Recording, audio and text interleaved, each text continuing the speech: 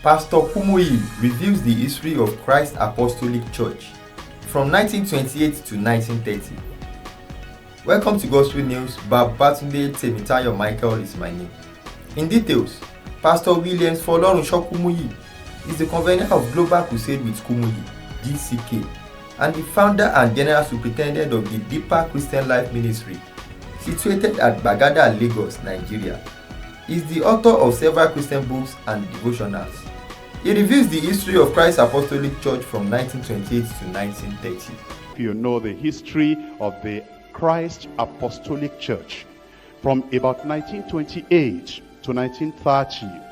You will remember that Joseph Babalola was a tractor driver, and he was driving this truck, the roller rather, around Elisha, Akure, and all those places in Oyo State now. At that time it was a western region. But then the Lord spoke to him and told him that he should give his life to the preaching of the gospel.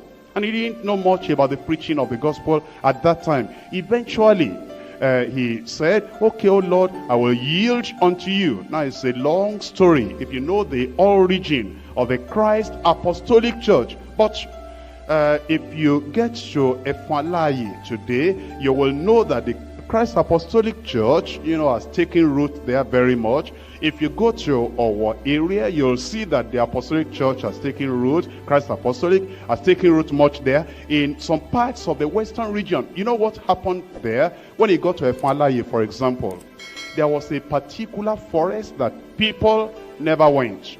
And the king there, the chief there, the kings in those days were powerful. I'm talking about between 1928 and 1932. The kings, the chiefs were very, very powerful. And eventually when he got there, he said he wanted to preach the gospel. Oh, they said, all right, if you want to preach the gospel, they said go to, the place they gave him was that a particular forest, a particular bush there. And there was a snake there in that forest. That if anybody went to that forest, they knew the person will not come back alive. And the people, when they gave him that place, that well, if you want to preach, that's the forest for you. And people warned him, don't go there because there's a snake there. He said, no, there is nothing.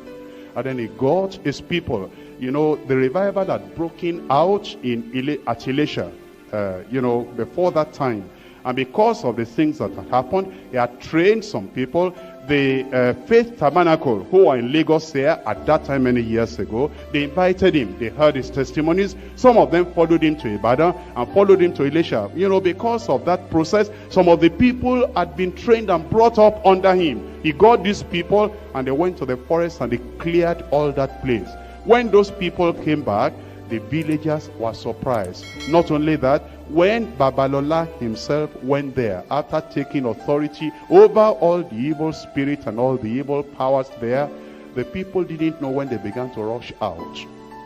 And they began to rush out to hear the gospel.